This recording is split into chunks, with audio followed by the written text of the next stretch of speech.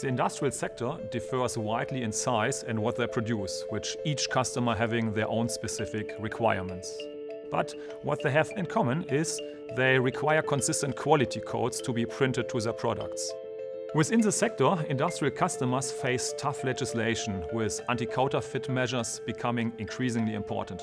The miniaturization of codes and the increase of information required on products is also a challenge. For example, in the automotive industry, where in each car there are more than 10,000 parts that need to be coded, some of them even multiple times.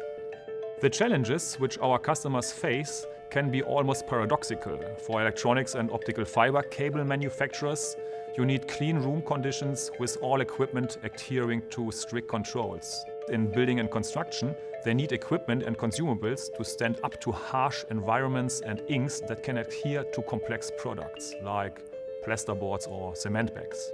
Ultimately, all our customers need to reach targets. They need to know we are here to support them, wherever they are in the world, which Domino does.